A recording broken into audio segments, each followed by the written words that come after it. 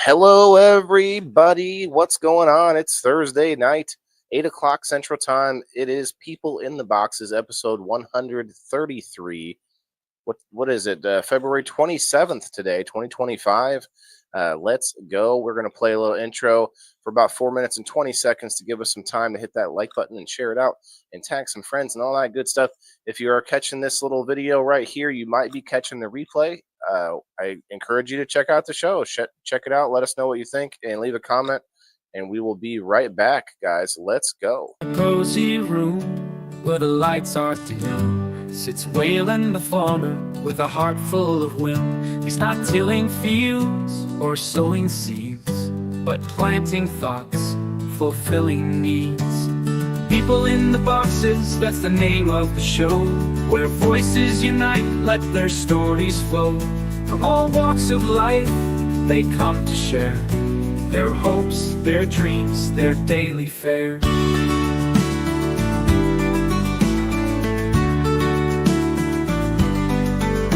With headphones on and mic in hand, Waylon invites listeners from across the land. He says, come on in, don't be shy. Let's talk about life, let's give it a try. People in the boxes, dogmies unfold.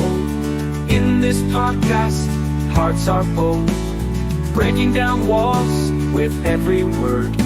In Waylon's world, everyone's heard.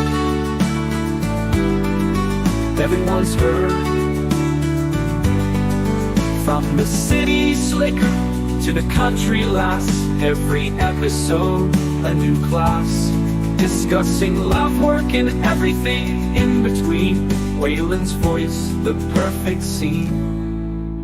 He cultivates thoughts like crops and rows, his podcast a garden where wisdom grows. No matter the topic, big or small, Waylon's there, connecting us all. So tune into People in the Boxes tonight, where every voice shines and every story's right. With Waylon the farmer, indoors we might be, but through this podcast, we're all free. This song for Waylon, for bringing us together in a world where we all seek to connect forever. People in the Boxes, tune in, you'll find a community where every voice is intertwined.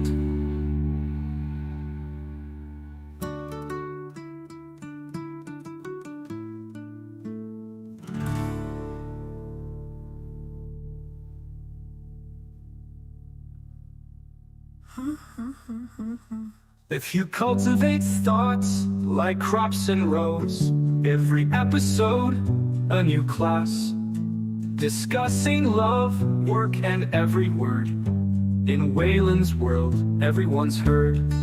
From the city slicker to the country lass, every episode a new class, discussing love, work, and everything in between. Waylon's voice, the perfect scene. From the city slicker to the country lass, every episode a new class, discussing love, work, and everything in between. Waylon's voice, the perfect scene.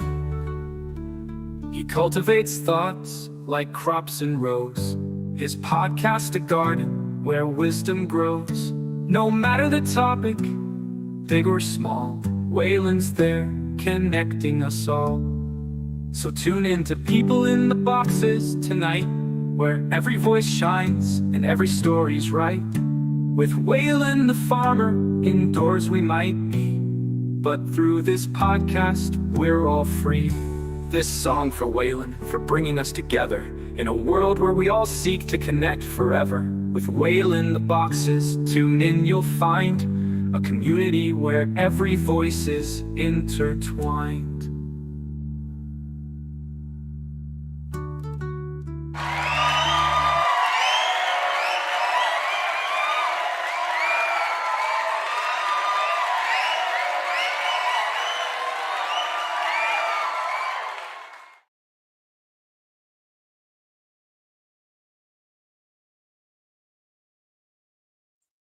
All right, everybody. We are here. It is February 27th, 2025, guys. Let's bring it in. Hit that like button, share it out with some friends.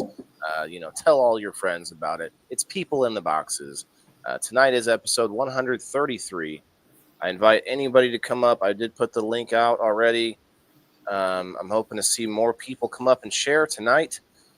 We are hoping to see Jason come through because he wanted to talk about emotions. So we're going to talk about emotions tonight. And we're going to kind of elaborate a little bit, like sort of connect some emotions to maybe some current events as well.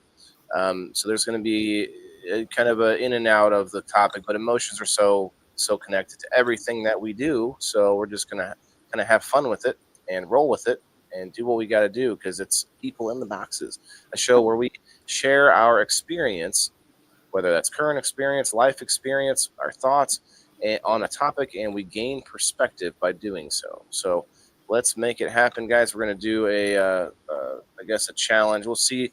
We'll try it again this on People in the Boxes. I didn't do it throughout the week, but we will. I'm going to put the banner out for 50 likes or 25 live viewers in the house, and we'll do a door prize. Of course, come join us over on Rumble, X, and Kick. We're also live on YouTube and Twitch. I think that's all the stuff I had to go through. Of course, it is Thursday, so hopefully everybody's had a good week. We got Red Six in the house. What's up, Red Six? What's going on, guys? How's everybody doing tonight? Tell them who you are and what do you do and whatnot. Who are you? Red Six. You can find me on Facebook. I do a nonprofit organization called Boots to Bushes, where we help veterans find peace through plants. So if you got any veterans out there, send them our way. We have weekly giveaway. You ask about it every week, Waylon. This week I actually remember who won. It was Roach Lackey. So, who was it? Roach Lackey. Okay, congrats. I can't tell what the first name is. Roach. Oh, I understand. Tell me if I'm spelling this. How's it spelled on Facebook? Is there a capital B for bushes or? The word two is actually the number. The number two. That's right. Yeah. I forgot. Let me fix it. Yep. It's not a for giveaway, guys. I'm just shouting out Boots to Bushes. Yeah, we got Kim Axtell with us. Kim, hello. How are you? Tell the people who you are. I mean, let's pretend like people actually watch us that don't know us. I think it happens every week. I know it happens because so many people tell me that this is their favorite show that I do. So what's up, Kim? What are you about? What are you chewing on? I'm eating some. I'm hungry. I haven't eaten pistachios, and they're jalapeno flavored pistachios. Jalapeno pistachios. Never thought about that. Peno. Say it right. Hey, look, you say land race, and I'll say jalapeno. Jalapeno. Is it peno? Jalapeno. Jalapeno. Isn't it jalapeno? Peno. Okay. Peno. Jalapeno. Peno. Peno. Okay, I'm done. Look, I can speak a little bit of Portuguese. That's it. All right. That ain't no Portuguese. That's Spanish. I know. That's what I'm saying. That's it. So you're throwing me a curveball. So tell the people what's up. You're up here. You're up here every week. Who am I? Who are you? What would you say? Like a quick, hey, I'm Kim. I like skateboarding. What's up? Got her with that one. Yes. I like. Hey, oh wait, we're just 7-10. I like skateboarding about 55 years ago. Hey, I had this fat board that had the sides curved up a little bit, so all you had to do is lean a little bit, and it would steer. Anyway, that's cool. But you don't have to promote yourself. I'm trying to get us in the habit. Yeah. And of course, anybody out there, you're welcome to come up and just share a little bit about the topic or say hello. And then you don't have to stay here. You can leave if you want to, or you can hang out. The People in the Box is about everybody's experience, not just us. Hoping to see more people pop in for sure. What's up, Rose? How you feeling, Kim? Kim does have the vid, so you were talking a little bit about it. You finally got some medication that you were hoping you're waiting on, right? Or you were trying to figure out how to navigate fire. getting it. Yeah. Yeah, I'm better because I wasn't able to get it right away. The COVID really attacked my lungs, so the recovery has been I have more. I have a lot of congestion and coughing and all of that gunga still, so my lungs still kind of hurt, but I feel a lot better than what I did. We'll just put it Yeah. that way. Your But your lungs get just the workout, don't they? What's up, Alan? it really, because I have damage to my lungs, I'm high risk because I have lung damage from when I was in the military, and I have COPD from it. And so when I get COVID, it really, really it attacks my lungs. I feel it right away. Like I knew, like Saturday, my lungs hurt really, really bad. Have you ever had pleurisy? Never heard of it. Pleurisy is it's the inflammation in the lining of your lungs. And the way it presents, it doesn't hurt your lungs from here. It hurts in your back, and it's very, very Hmm. painful. Like the And back end of your okay. yeah, well, a lot of the times, if you get back pain, it's actually your lungs that hurt. But anyway, so my lungs were hurting really, really bad Saturday, late Saturday, and I didn't really think anything of it because I had been lifting. I bought some 4x4s. You got muffled all of a sudden, Kim. It might be because I'm playing music, but it's kind of low volume, so it's strange. Let me shut it off. Sorry about that. Say that again. See if that helps. So my lungs started hurting Saturday. Can you That's hear so me? weird. Yeah, it came right back. Like that sucks. Can we not play music now? Go ahead. Sorry. Yeah, so my lungs started hurting really bad Saturday, and I didn't think anything of it because it was in my back. It was like my right under my right shoulder blade, and I didn't think too much of it because I had been lifting 4x4s, like 12-foot 4x4s, and they're pressure treated, so they're really heavy. And had moved 9 of them around, Let's see, plus a Kyle. bunch of other pressure treated lumber and stuff like that. So I've been doing Yeah, some pretty heavy duty lifting. And you were so when I pushing went to yourself pretty hard there. yeah. And so when I went to bed and my back hurt right Thanks, under my Trent. right shoulder, I didn't think anything of it until I woke up in the middle of the night and my nose was all stuffy. And I thought, oh man, what is this? Is this allergies because I was outside in the dust all day, or what is this, right? And by midday Sunday, I knew I had COVID. So this has been a journey. I'm not any more special than anybody else. It's just that's been my week. But I've been off all week. I had 102 fever. I don't know about Sunday night. Yeah, Sunday, because I went to the ER Sunday. So I had 102 fever from Sunday through yesterday. Then it seems like my temperature is back to normal now without taking any Tylenol or anything like that. So with the lungs, though, people are saying like Rose. Someone suggested Mullein or Mullen, whatever it's called. Mullen. Get back here. And then Rose like she shouldn't smoke it because it's an irritant. It's probably true, but have you ever seen is it the mushroom coffee now? They're talking about like that shit will clear your lungs out, or there's something else too that's like a liquid that will just like get you coughing up. I forget what that was that people are taking. And anyway, side note, what's up, Kayla over Usually, there? usually what I take that works really well for me is Mucinex.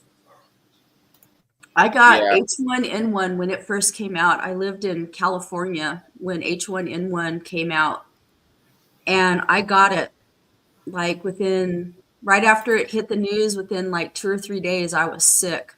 And I have a pretty strong immune system. Like I'm a teacher, so like I'm around germs and I have a really strong immune system. But that yeah, I got some right here. H1N1, man, that mother trucker was bad. What's that? Rose says Smashy sells it. I got some right here. Mullen or whatever it's Well, called. she's got different herbs. They're different blends, like Breathe Easy. There's like multiple herbs in there, but mullein is in there. And then, well, she says it's mullein, so I'm just gonna go with her. And then there's Sweet Dreams, which is more of like a sleepy type one. And there's Don't Worry, Be Happy, which would be like a mood booster. So some different herbal blends. And now smoke. I wouldn't say, obviously, not medical advice. Not. I wouldn't just go out there smoking herbs without doing Yeah. some research on it. Just to cover my ass, because I know what Lisa May is going to say. You can buy the tincture, yeah, on Amazon. See, that's a good one. Yeah, you can drink your lungs. That's a good call. Yeah, I might even make a tincture. Because I have enough of it in this pouch. Maybe I can make like a little tea or something like that. Yeah.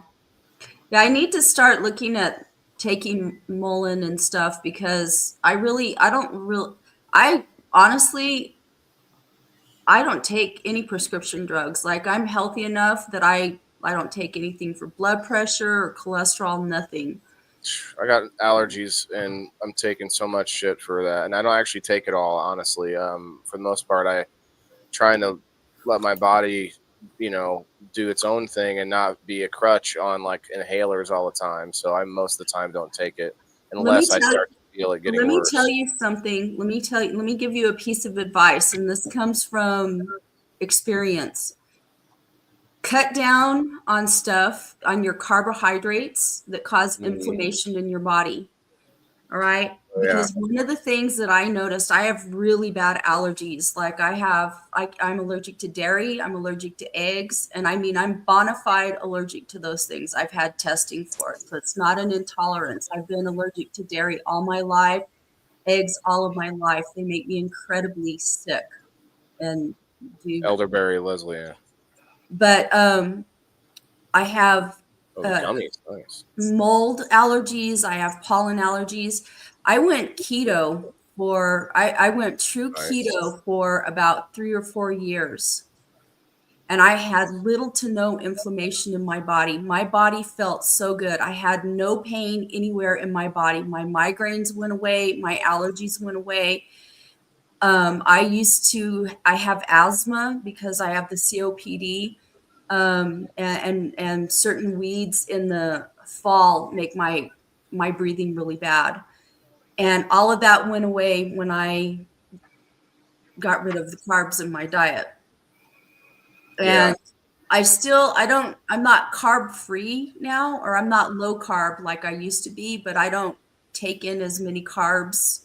Oh, I don't, not nearly. Yeah. Like I'm not buying like bags of chips, and like I'll buy. I still like a few crackers here and there, like with some soup or something. Like there's some things I'll still allow myself, but I'm not eating nearly as much bread or pastas or anything like that. you got to I cut went back on sugars, like, or breaded things that are breaded, things that are oh covered yeah. in bread. That's hard to get away from because almost like all the pre-made stuff.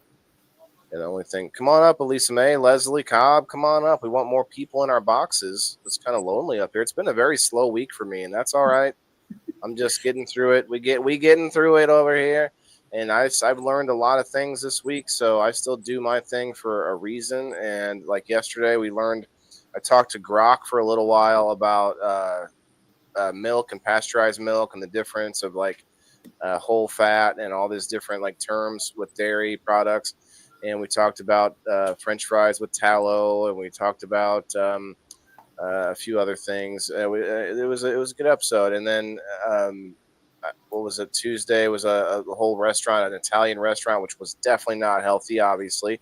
But I had these stuffed mushrooms and these stuffed shrimp and this like peanut butter banana pudding cake or some shit. And yeah, it was a good episode Tuesday. So guys, if you haven't checked it out, go check it out. Give you a dose of ivermectin. Yeah, a lot of people are doing that. I think You different know, parasiticals are good once in a while, like every like a 6 month like cleanse or something. my Most of us well, don't do it. ivermectin has implications for COVID. And let me tell you, Yeah. there was all this controversy during the pandemic because, nobody knew it was this whatever. My sister got COVID in 2020 and nearly died. She's this tiny little thing. She's not even 5 feet tall, and she's tiny, and she almost died. And she's like 70 now, 71, something like that. And anyway, her husband was a CEO for Walgreens, and at the time that all this happened, and because he had connections, he was able to get her ivermectin, and she says it saved her life. I'm not kidding you, she nearly died from it. A lot of So people have said that, though, Kim. We talked about it before. A lot what? of people have said, are swearing by ivermectin and Yeah. other things. Well, but the thing is that, you have to understand when it comes to the medical community, by and large, it's a very conservative organization, and they're not just going to willy-nilly, most doctors are not just going to willy-nilly go off on a tangent and say, hey, yeah, this is a cure. They want to see the research methodology behind it. It's been around for a long time, though, Kim. Yes, it has, They know. Okay, but it's COVID not had not been around for a long it's not time. about it being a cure. It's about the efficacy, or not the efficacy, but the safety of the drug, and also the how cheap it was. It made perfect sense that the pharmaceutical industry wanted to keep it away from the public eye, so that they could create their own, use more expensive drugs. I And that's disagree what's with sad that. about it. I think that's a very It's a jaded. sad. I mean, I maybe, think that's but a very jaded, possible. It's unfair. plausible.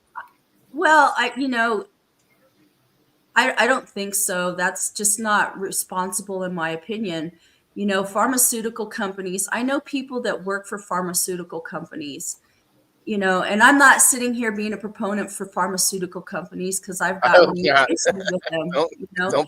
don't put yourself in that box. I'm just kidding. No, I'm not. Uh, They've got these people are friggin' millionaires, and they have shareholders that they're accountable to and stuff like that.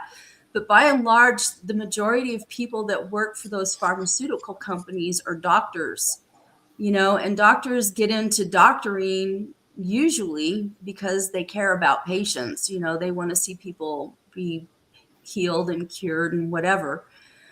And there's other sides to it. I don't want to get into all of that because it's just to me, it's a big black hole that'll suck you in and get everybody all riled up and stuff. Emotional. But by and large, because I know a lot of doctors, there's a whole segment of my family that are medical doctors and stuff. So they are very, very conservative because they've taken that Hippocratic oath, and they're going to stick to what they know, and they're going to be suspicious and cautious with what they don't know.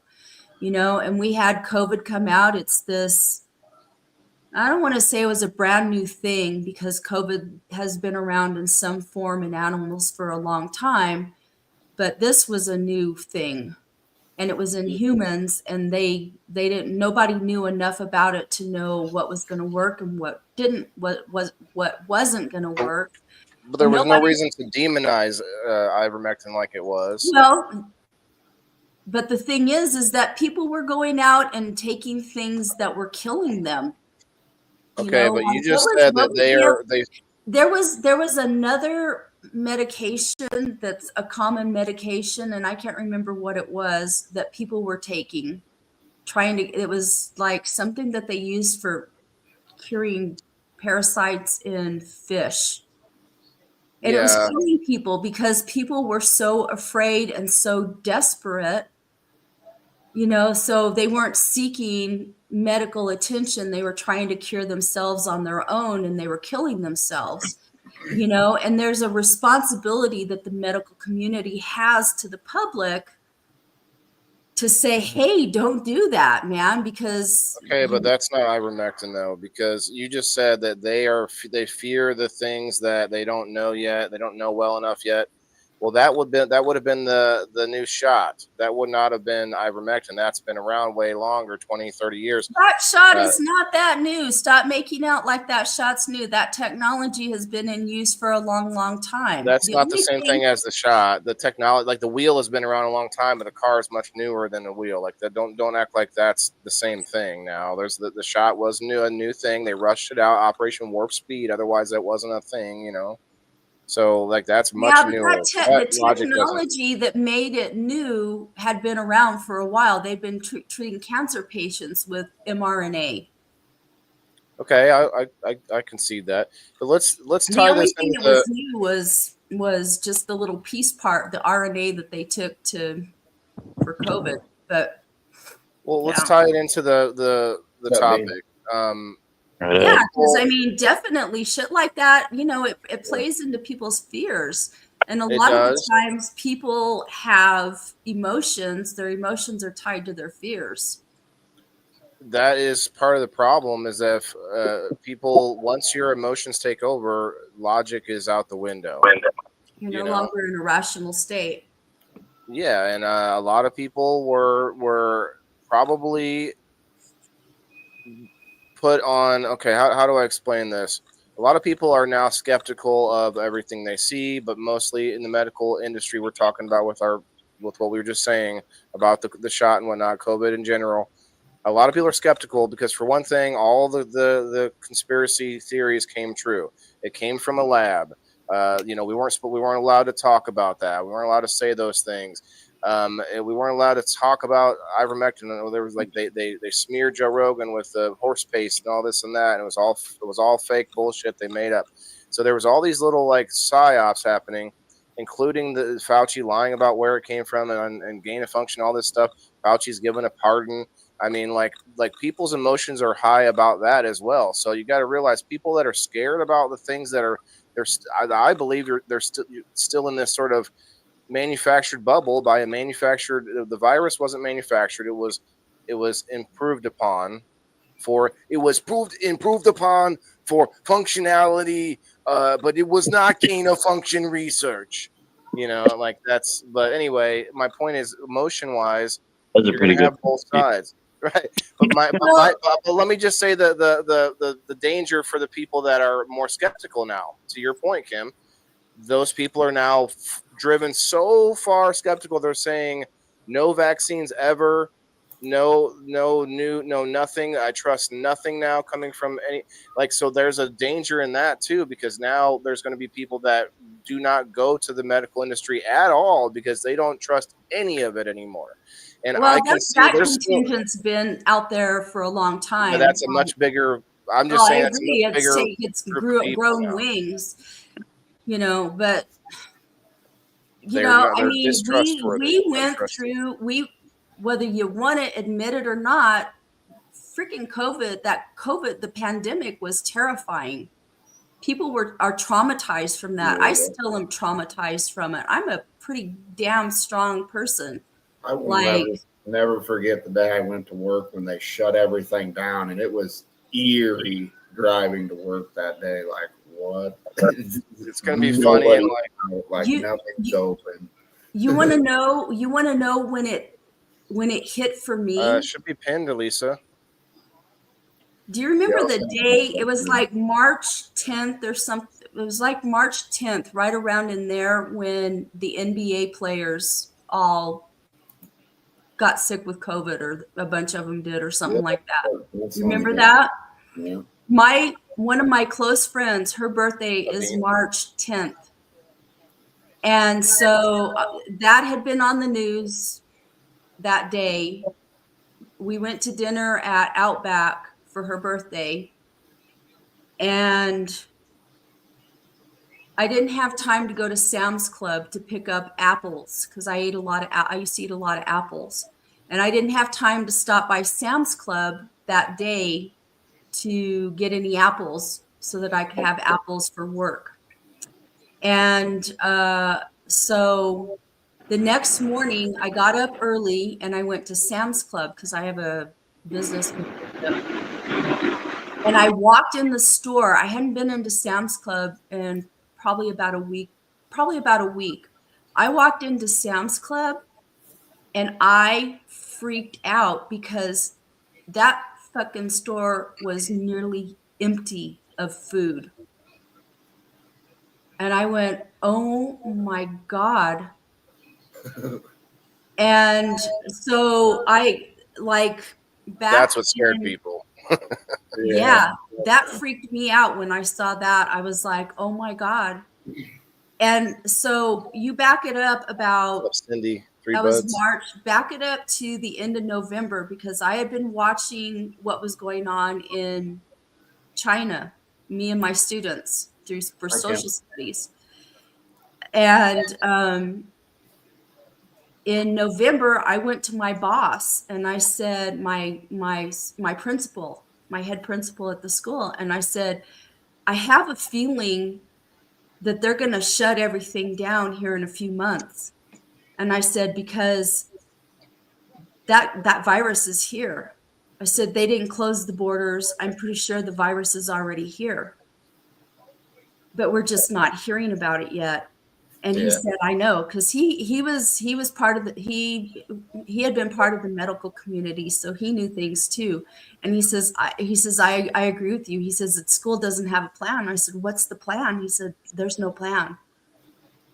And I said, I Yeah, have a feeling we're going to end up shutting down. And I said, we need to have a plan. So I talked to him again in January when we came back from the holidays. I said, is there a plan yet? And he says, there's no plan yet because they have principals meetings and blah, blah, blah. And I said, you guys need to be talking about plans. I said, because I see it coming. We're going to be shut down. They're going to shut us down. We're going to we're do gonna like try again too. Italy. Right before we went on Christmas break. That was when all that shit started happening in Italy. And I knew it was just a matter of time before it hit here. And we started going through it here because it was happening everywhere in Europe at that time. 2 So, weeks to flatten the curve. yeah. And, it was terrifying. It was terrifying. I remember like looking at my kids and knowing that what was coming and Hardcore thinking, depression. how am I going to protect my kids, my students? They're going to go home. We're going to be shut down. They're going to be, because so many of them come from horrible families. I mean, it was terrifying, and then when we first went in, I remember looking sideways at everybody. Everybody was terrified to go outside, to even go for a walk. Don't you think some of it was a little bullshit now, looking back though? Can't you point to some of that was now proven totally like they were bullshitting us most of the time? Like, can you? I don't Like, feel like I honestly do not have that dark of an opinion about stuff like that. I don't way I darker don't than that. That's the neutral opinion, really. It was proven that they were. Yeah. I don't agree. I think that I really honestly believe that they had good intentions of trying to save lives, because what people were seeing, if you had watched the footage coming out of China with what was going on there, my students, it was terrifying watching that stuff. I had to finally quit viewing that in our social studies classes, and I worked with high schoolers because it was scary. It was scary. Like, people were dying like flies over there. It was crazy. And now here we are, and it's in our yard. So I think, and you have a lot of places like New Mexico. Like, I don't know how Illinois is. I think you guys are a wealthier state than what New Mexico is. New I Mexico don't is know a very, about that. very poor state. We have a very, very, very poor state here, and very limited resources. And I know that, I watched the briefings. I followed epidemiological stuff for many, many years. And I just, I know the concerns that medical professionals that do that stuff, I know, what stuff that they look at, and why they look at that. And a lot of it goes back to, they don't want another disaster like the bubonic plague, where 30% of the world is killed off, and that's what Is that why they engineered a virus to be much like to be able to transmit to humans, like they're doing with bird flu right now? Like, is that what they were trying to do? Save lives? I don't agree that they're trying to engineer bird flu, and I think it's very irresponsible to say stuff like that. They did. I want to see are. proof. I want to see proof. Prove it. And don't come to me with some hokey pokey bunch of shit. Well, they admitted that it came from the Wuhan lab, We right? all know it came from Wuhan, dude. I mean, everybody knew it. There was no proof at the time when all of that broke that it came. He denied it. He didn't. He lied and denied it. I don't. Vaccine deal. It's irresponsible to sit there and say that somebody did something unless you got proof that they did it. I should be able to look it up pretty easy. What's up, Elisa May? What's up, Country Boy Weeds? But a lot of emotions here. Yeah, because it's it does nothing but cause fear in people. It makes people angry and cause fear to say stuff like that. And it's like you sit here and you say stuff like that without there being any truth to it, There or is facts. truth to it. But I mean, there's consensus in the science community. Well, we all knew that it came from Wuhan. I mean, it was clear that it came from Wuhan. It was clear that it was leaked from the lab in Wuhan. Wuhan wasn't even supposed to have that virus because that kind of a virus to work with that kind of a virus, you have to have a higher level lab, and Wuhan did not have a higher level lab. Because the Chinese are not responsible enough to work with those kind of viruses. And that's, the consequence of that was that we got a freaking pandemic with COVID out of it. I don't know. Bill Gates' hands were tied to a lot of that money. Yeah. And the general consensus around the science, the political science community for the 20th century was pretty much that we're overpopulated and we need to find a way to reduce population. So to say that to say it's far-fetched is... Well, yeah, but we're not overpopulated here in the United States. We're overpopulated in China. We're overpopulated in India. So why would they? That doesn't make sense. That just doesn't make sense to me, because if they were gonna cull populations, they're gonna cull those populations first, especially China, because China is our enemy. Here's a video of Fauci saying that it evolved naturally. It wasn't from gain of function research that we were funding. What's the timeline on that? Because that was the thinking at the beginning. 2021. That was the thinking in the beginning. You think he didn't recognize a virus that he was working with and funding? I don't know. I want to see proof of that. The NIH funded the Wuhan lab. It's from American dollars. I want to see where he directly funded that COVID whatever.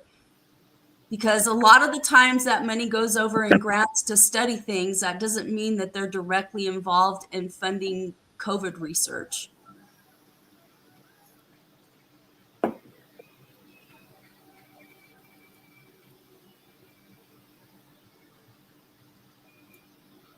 Shouldn't take much time to find, but internal NIH records obtained by WCW prove that Fauci funded the dog lab, and that was involved in the cover-up. Okay, that's a different story. I don't consider that stuff. That's gossipy stuff. I want to see facts where they've tied it directly. I want to see like something that I could take into a court of law and prosecute somebody, not gossip. U.S. taxpayers did fund EcoHealth, which was working on gain-of-function research in Wuhan.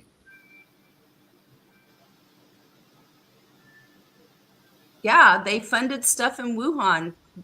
Okay, the lab. There's one lab. Where's the link to COVID? Prove to me that they funded this for COVID.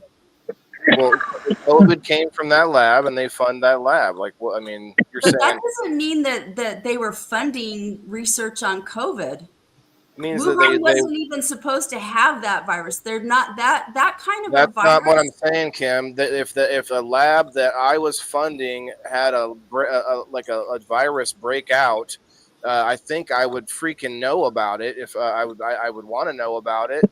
If I'm giving you millions of dollars or billions or whatever it is, you better fucking tell me that you just oops, we just had a spill that's killing everybody and it's coming your way. Sorry. Like they're just gonna cover it up the whole time. Like maybe there was a good reason for it. They want us to panic. Who knows?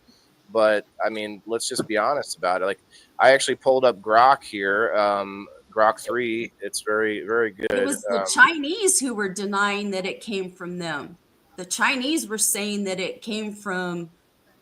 We're speculating that it came from somebody eating bats or something. That's So what I was everybody on the left for the first year. do. What? So was everybody on the left for the first year. It was like a whole cover-up scheme. Every social media platform was covering up most of the information about it. Like it wasn't just China doing it; it was big tech. Like Yeah, but that's how are you going to get? Have you ever do you know what it's like in China? Like it's a very closed country. Like there's parts of it that they'll let you go in, but there's only certain parts that they allow non-citizens to go into even. So, you know, yeah. But I'm saying like how it are wasn't you gonna to cover it up. how It are was you going to go over there and find out, oh, well, for sure, China did this or China didn't do this? I mean, how are you going to go over there and prove anything? They've come They're out not with even allowed. articles or like they've come out and said it, like the NIH. Yeah, they have since. They've come out and said since, yes, they found proof now. Or, well, I don't know that they've actually found proof. I'll take that back. But they found enough evidence that links the suspicions that that came out of, that they feel safe in saying that it came out of that lab. But when all that first went down, nobody knew for sure. Well, it was a pretty damn good guess. Well, yeah, Yeah, a lot of people were saying, and they were called how did that thing jump the way that it did? Because viruses conspiracy don't theory. jump like that. I mean, how do you throw a dart and hit it dead on the fucking nose? It wasn't a guess. It wasn't a guess. They knew. You can't just say, oh, it might have came out of Wuhan, and then all right, we're figuring out it did definitely come out of Wuhan. That ain't a guess. That's some. Well, but yeah, that's the same thing as like when you hear somebody like what's that guy that shot that CEO, Mangione? Yeah. If you listen to the news when they talk about him, they don't say that he's a murderer, they say the accused. They say he's an accused. Because if you come out and you say somebody did something and the court of law hasn't passed judgment and said that they actually did whatever crime you're saying they did, then you're being irresponsible. You can be sued for that. You can't come out and just make wild accusations without proof. That's what I'm trying to get at. And when you're dealing with China's a foreign country. I mean, I think the proof is in the pudding. You can't just go in and start making wild accusations without any kind of proof. It's like we can ask questions. I get that. Yeah, we should be able to ask questions. I think the proof is in the pudding there, though. That like it's not like they. I mean, there's labs all over the world. How did they point to that exact one? And say because that was ground zero of where freaking COVID started. 1 and 2, like that doctor that died, he blew the whistle on a lot of that shit. He was a whistleblower. He ended up dying from COVID. Yeah, so it's not like they were just making blind accusations. They had a lot of information pointing to that. Well, yeah, it's fairly easy to pinpoint. Once you start like minimizing things, it's fairly easy to start minimizing. It's just like detectives. It's like detective work. But the point, Kim, was that they were anyone that had questions about Wuhan having a viral lab was labeled a conspiracy theorist and labeled and was not allowed to talk about it on all of these social media sites that we now know were deep connected with FBI and CIA. There's so many more like pieces to this. We now know that this was basically a concerted effort to manipulate the public like they do with a lot of things now. And like Rachel's pointing out here, we found 1.1 million in Obama. I'm sure I could find this article somewhere. It looks like that's what you found. Obama-era taxpayer funding funneled to the Wuhan Institute of Virology, WIV, through the EcoHealth Alliance. Like I said earlier, the U.S. Agency for International Development, USAID, awarded this funding. The WIV is a Chinese Communist Party lab that ties to Chinese military research and suspect origin site of COVID-19 pandemic in March 2021. Sent a letter to a former acting USAID administrator. Okay, I can't see any more of that, but that's okay. Yeah, we've been funding research for viruses for a long time. I mean, chemical warfare. You're in the military. Chemical warfare, biological warfare is a thing. That's why it's more than a guess. That's why it's a pretty it's a solid what are we? It was a good question to ask Fauci, and he put it off, and then all of a sudden, there was like kibosh on it. All social media, you were unplatformed if you talked about it as like a big creators. We're not allowed to talk about it. We can say whatever we want on YouTube. They're just going to keep us at the bottom of the stack anyway. Yeah. Anyway, let's move to another topic. COVID's a good topic for this episode because it's such a high emotional topic even now, and probably still will be for a while. Can we imagine 20 years from COVID and we're talking to kids that don't know what we're talking about? No, it's just like 9/11. I'm like, what? What happened before? I worked with an old lady, and she said 80 years ago, she told me they had another pandemic, and I forget what it was. But she said they had to pass notes at the grocery stores. Wasn't that the Spanish? Probably the flu. Spanish flu, I think. That was 1920s. That'd be 100 years ago. It was the last 20s. Here we go again. Never lived through another pandemic as crazy as this. And she said, yeah, one other time in my lifetime. She said, and we were passing notes to get groceries at the grocery store. Yeah, that was probably the Spanish flu. That was really bad. A lot of people died from that. It was horrible. There's a whole theory that nuclear advancements, whenever we make a nuclear radioactive advancement, is when we get these big sicknesses happening.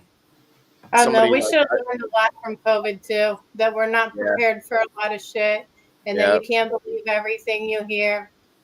We can't rely on other countries for our PPE. Hell no. That's one. I think that was probably one of the biggest consequences.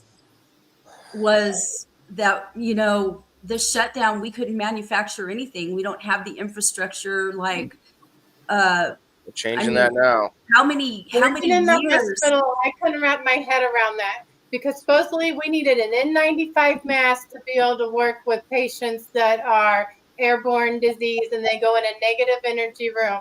During COVID, nobody got an N95 mask. Since we're not in an room that is negative sterile airflow. Okay, negative airflow. I don't know. We just didn't handle it right, and everything was crazy. Yeah, the remdesivir not just that, but initially they were saying that it was okay to. This was standard protocol, saying that it was okay to house COVID patients in nursing homes. Yeah, and it killed many old. And then that took down people. What's his name? What was that governor over there in is Gretchen Whitmer? No, New York. New York. Newsom. Yeah. No, not Newsom. It was no, not Newsom. The guy with his brother on that was on the Como. Como. Yeah. There's two different regulations, though. The CDC rules the hospital, and the health department rules our nursing home. Yeah.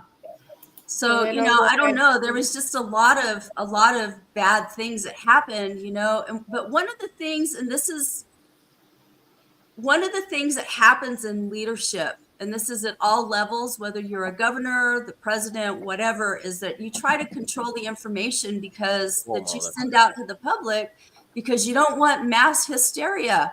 I mean, people are already flipping out and buying all the toilet paper and all the Yeah, but groceries. them lying to us didn't help with that either. They're Well, like, okay, first it's 10 days, you can't be yeah. around nobody. Then it's 5 days, and then you need to get a booster, and then you need another booster. And I think we're up to like 4 or 5 boosters. It got a little crazy. And then some people got it and didn't have any symptoms. Like me, it knocked me down for one day, and it was like the regular flu. So for some people who got it and it didn't affect that much, they're like, what? We were going crazy over this? And then other people who already had health issues were dying from it. Yeah. And people who were really old and couldn't handle a sickness like that, which could have died from the flu if they got it that year because they already are weak. And I don't know. COVID was crazy, still crazy. Yeah, but like, just to keep it about the topic, like emotions now are still and this is the problem, like anymore, almost any, and it's going to get worse with AI. And speaking of AI, like there's some videos that come out now of like more famous people and like politicians and stuff, where it's AI making them say all kinds of different shit, and it's getting closer and closer. It's getting really close. Have And you so my seen? point is, like, any reality you want is going to be out there. So you're going to just have to. It's like, Yeah, but side- AI makes it to where you can't believe some stuff and you don't know what's real and what's not anymore. Yeah. Yeah, they have these videos. I've been looking at these videos lately of like historical pictures, and I've shared some of them on my Facebook. So what they do is they take like pictures of statues of like Cicero or Julius Caesar or Henry VIII, or these different historical figures, and they put them to AI, and they literally bring these images to life. And it's really cool, but it's like at the same time, it's like it's scary because you know what's real. That's what I mean. Like things are changing at such a pace. Like, but we You know, are emotional beings, and like this stuff is going to be increasingly difficult on our emotions as far as like but depression at and the all these same things. time, like they've used AI to, I don't know how to explain it because I'm not a medical person, but to like do sequences to genomic sequences to cure things or treat people or whatever. And so there's Yeah, like there's going to be all of some these, like interesting. really cool implications with it. Jesus. They already are using the AI robot pretty much to do knee replacements and surgery like that. Yeah.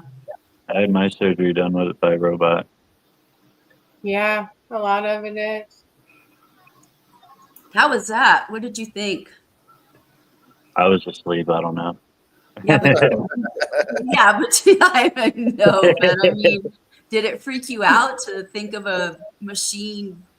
It was like the only other surgery that I've ever had was I broke my wrist when I was like 13, and I was asleep to get that done too. And it didn't really. I don't like fear the unknown, and I don't know what it's like. As long as everybody tells me, as long as the professionals tell me I'm going to be fine, I trust it for the most part in those situations. That's If I actually a don't- proven like.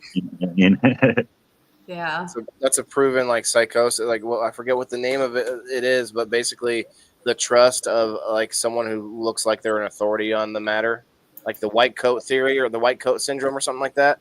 So yeah, you could definitely get me to push that button and electrocute somebody to death. Yeah, if you're in yeah. charge.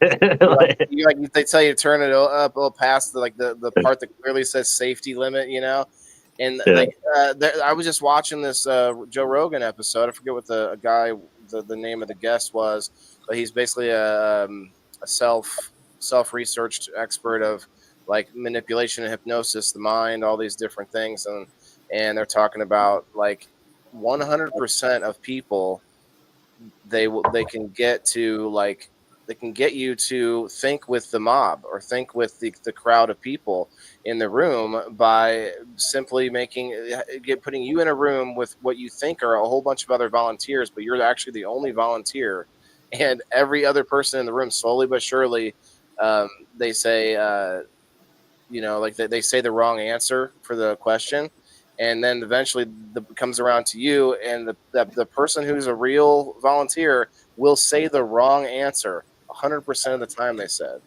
And I'm like, man, and he goes, yeah, you're probably watching this right now, and you're thinking that wouldn't happen to me. I wouldn't do that.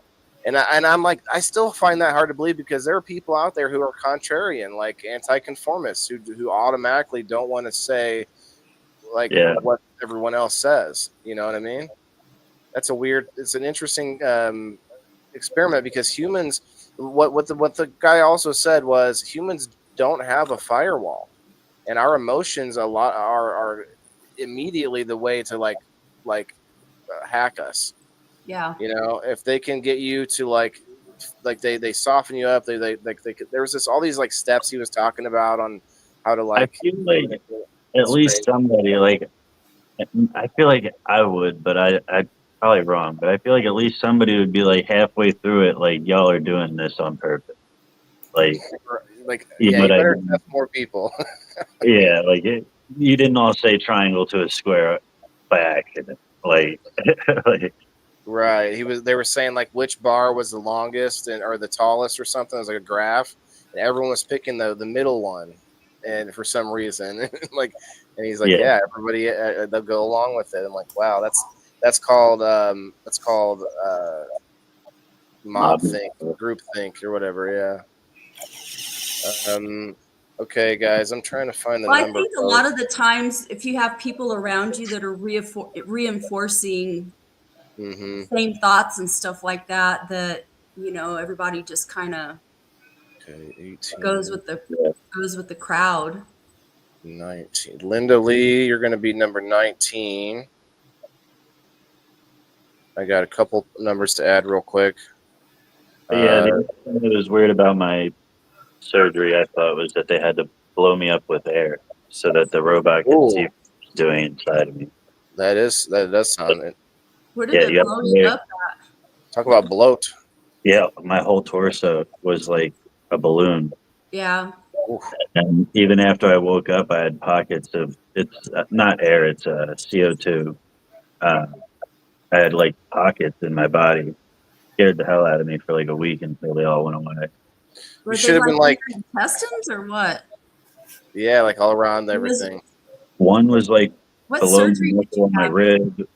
I had a portion of my colon taken out. Oh. Diverticulitis. Yeah. So I would have been like, could you switch it up and put helium in there? I feel all light. You can kind of like bounce around a little bit. Talking funny. Could you imagine farting? Could you imagine farting with helium? Like a squeaker.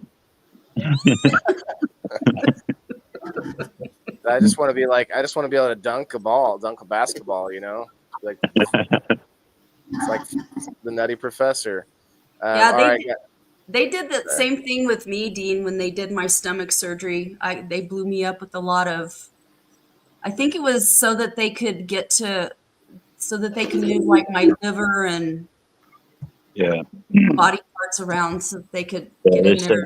Everything's so tight in there. If they don't, they can't really differentiate one thing from another. And yeah, that makes sense. Yeah. You better give us some. It's better than how they used to do it, where they just slice you open and then start pulling stuff out and pick what you can cut. Slide it back in. Hey guys, real quick, I just want to say this is the third final spin for the week for my supporters over at the indoorfarmer.locals.com and Facebook if you want to subscribe there, or Kick. But Kick, there's no way to make a post there, so I can't do this for Kick, but I do have some Kick subscribers. So anyway, good luck, guys. Thank you very much. If we can get up to the 50 likes or 25 live viewers, we could do a door prize for everybody that's watching. Shouts out to Rumble. Over 10 people on the Rumble. Go hit up the Rumble. You get an extra chance on the wheel if you want. But yeah, that's if we can get there. Do you know that they say that men die before women because they hold all their emotions in. Huh. They feel like they Never heard can't that. express themselves. Yeah, you never heard that? I thought maybe it's just because we're always like we're always trying to get our gas out, and sometimes we push too hard as men, and Well, over that could time, be for like, but all right, men number have a hard 6. time showing their emotions than women. Michael Black is the winner. Congrats, Congrats, Michael. You win. Michael, are you here? If you're here, you win double. You win double if you're here. If you're not here, you still get an indoor farmer coupon. Jess, shouts out to Jess Rosebuds. She just got her indoor farmer hat box with a bunch of swag in there and stickers and stuff, just by saving up indoor farmer coupons. That's So paid $0 for it just by participating and being here, like a very loyal friend and awesome supporter. So thank you, Jess. That's what those things can do for you. A lot of people have a whole bunch of them, including Michael Black now, and who else won? Kayla won too because she won double. She was here when we did the spin last night, and Elizabeth Hale won this week, and also Kim Marston won. Oh, also Sheena won double because she was here on the door prize on Tuesday.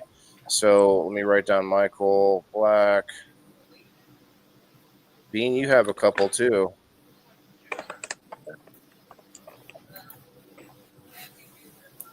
Just FYI, you can also give them away as game night tickets too, if you're ever wanting to do that.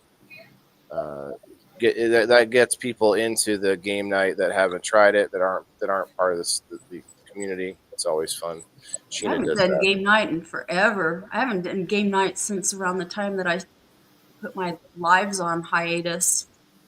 Are you still subscribed? Yeah. Okay. Yeah. Well, yeah. I mean, you got a coupon on Tuesday, Kim. You got an indoor farmer coupon. What's that? Coupon. Oh, coupon. Coupon. Coupon. Like So keep okay. talking about- Another thing I wanted to bring up about about emotions and more of a more current event, and not to be directly about politicians, but since the new administration took over, it's very unprecedented how fast they're actually making changes. Whether or not you like the changes, that's not the point here. Point is the speed at which all these different things are happening, and it's actually it's interesting psychologically because the opposition, if you will, um, they kind of can't keep up because every day it's something different happening and something new changing, and but that to the general public can also be very like make us very anxious too. You know what I mean? Yeah, Whether because or not people you're are happy losing about their it. jobs. Well, not whether or not you're happy about it or not. You could be anxious here because we're hoping for different changes, or we're seeing little mistakes along the way that we don't like. There's people out there like that too. But also, yes, there are people that are being forced to say a few sentences about what they do for work on a weekly basis, and if they can't come up with that, I guess they're resigning. That's kind of what sucks about it, is like they're automatically choosing to resign by just not saying, hey, this is what I do on a week. Can you guys not write down what you do on a weekly basis? Do you all I write it don't know. down? It's like God trying to figure out what I do as a teacher. Like I Well, in general terms, like I trying to think they're asking for quantify 5 everything that you sentences. do. Like it's like I think the question was You like, can can you do justify your work though. it's a if you have a job that has a right, lot of responsibilities, justify your it's work? hard to Yeah, quantify that AC, come on up. sometimes. Yeah, but some of these people are sending one sentence back like suck a dick.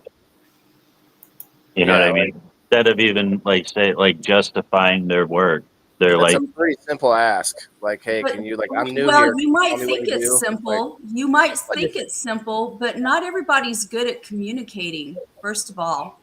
People in general are not very good at communicating, and a lot of people are not good at That's blowing if you're the themselves boss, up either. Like, okay.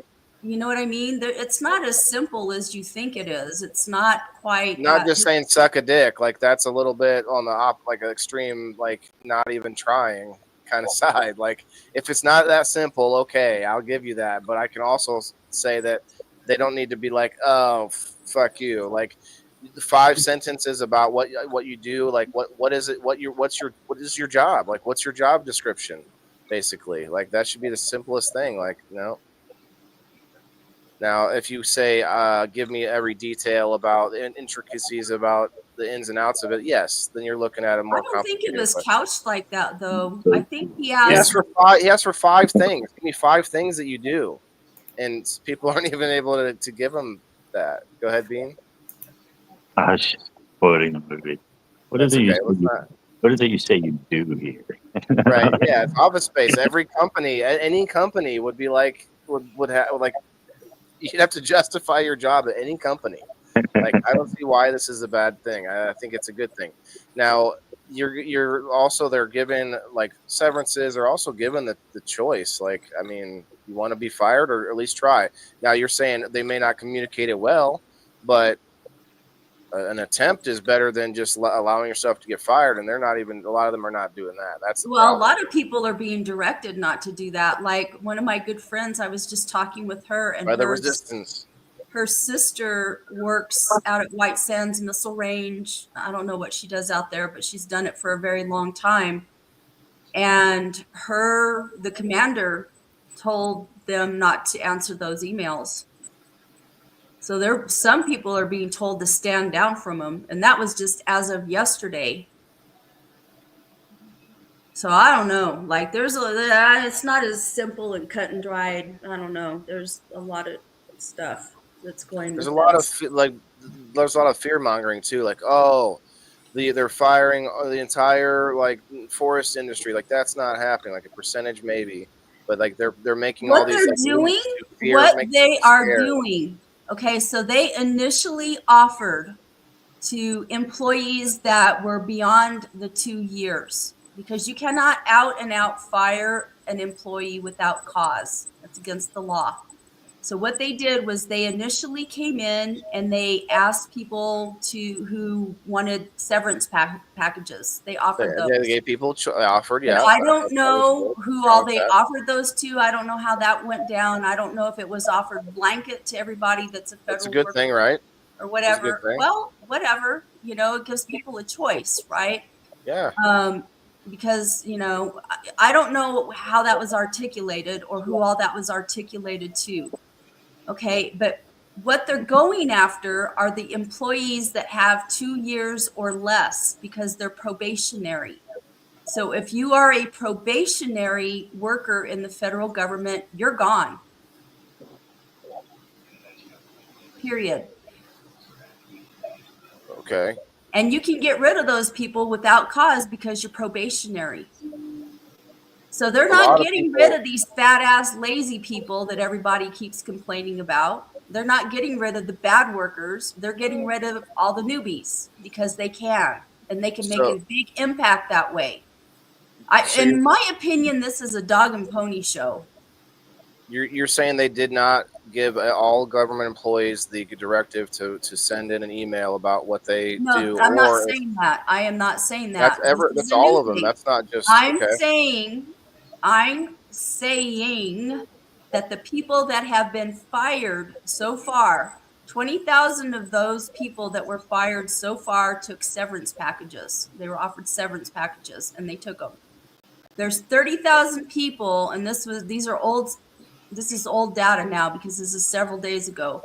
There were 30,000 people that were fired that were probationary. So that's 50,000 people that are gone so far. Okay. Okay. And those were probationary people. Yeah. Now, I mean, this new thing with sending out these emails, I don't know who the heck this is targeting. I don't know if I suspect it's not probationary it's people. targeting every government employee. Yeah, I have a feeling that it's going out to and they're Must going be to, mean. and from what I understand, it's not going to be people sitting there reading over these resumes or whatever. It's going to be AI technology that's going to be used to determine who gets fired and who stays. So if you don't write well, if you don't communicate well, you're fucked. Okay, but that's like probably a lot smaller percentage of the people than are just like outright defying it and saying I don't have to do this. And there's whistleblower evidence now, video, people in the government saying that they're in the mid-range government employment, and they can just sort of throw a wrench in the mix from these orders coming from down from up high. That's proven. I've seen video from the project. It's not Project Veritas anymore. It's James O'Keefe Media. But that's the thing. Like these government employees that you're advocating for have been just doing all kinds of crap. You say that we're not going after those people. That's what this email is for. If you can't produce something, and he's not asking for anything, that he's not asking for like a dissertation on why the job is worthwhile. He's just asking, what is it that you do here? Like Bean said, like that's it. Yeah, Like I don't if know. I I've can, heard different versions of what he's asking for, so I don't really know I see exactly. a lot of it on X. He's been posting responses from these people. Like one of them was like, I suck a dick, I do this, and then I fuck you in the ass. And he said, that's only 4. He said, that's not 5, is what his response to them was. Like he's asking for 5 fucking things. Like he's being very like simple about it. Anyway, to tie it to emotions, a lot of people are scared about that, but Yeah. I believe Well, and the they're government pissed is off and they're big. angry. There's a lot of emotions going on. But there I are don't also know a what lot I of people would do. happy about it. But they're all the people that are happy are also running into now little things here and there that they're not that they didn't like to see, like certain. I can't even think of a good example. There was somebody put in charge of something, and they had like a conflict of interest, and there was like, what's going on? What's that decision for? And I can't remember. There's not too many things that I can think of, but there's still people that have this euphoric feeling, thinking, oh, all the things I wanted to happen are coming true. And like you got to keep a skeptical mind no matter whether your guy's in office or not, I and I don't think have people's anybody emotions. that's out there. Well, that's not my point. Like whoever you voted for is my point. Like if you voted for somebody, whether or not that person is in office or not, we got to keep like a somewhat like logical mind about our decision making, because a lot of people, I'm not saying us here on the screen, but like people just let their emotions take them into the direction, and then that boom, then you get in your echo chamber, and our emotions are one of the things that keep us in the echo chamber, because we don't want to look wrong, and so we sort of like we stay in our, you keep looking for like what's the information that just confirms what you think and stuff. I don't know. I like to be proven wrong. I like to see data just like you do. And I think everybody does. But the problem is the data, you can kind of cherry pick things in different ways now, and everyone has their spin on stuff. And I just think if I can talk to you and we don't get emotional, then I think it's a good discussion. But as soon as somebody gets to the point where they're yelling and calling me names, like I've had a few times on the show, the Yeah, that's not cool. one guy that was just like, fucking soil remediation. You fucking, he just started, and I'm like, this guy and I, like, we weren't even arguing separate points. It was just, he wasn't listening to what I was even saying. He started cussing at me. I remember that night. But my point Well, is, was like, that once the you're there, night? Was that the night that guy launched? no, it was this was a guy that only came on once. And Oh. I think you were here. I don't remember his name, but I was on his podcast once, and then he came Yeah, on he ours. freaked out and started. I Yeah, remember well, that. there's a couple freakouts, I guess. There's a few Yeah. that we can think of, but that's when you lose me. I'm failing kidneys and organs they just half used. What's up, Leslie? You left. Didn't really say much. You got to get in there. Sailing. I'm sailing kidneys. Are you selling kidneys? Interesting.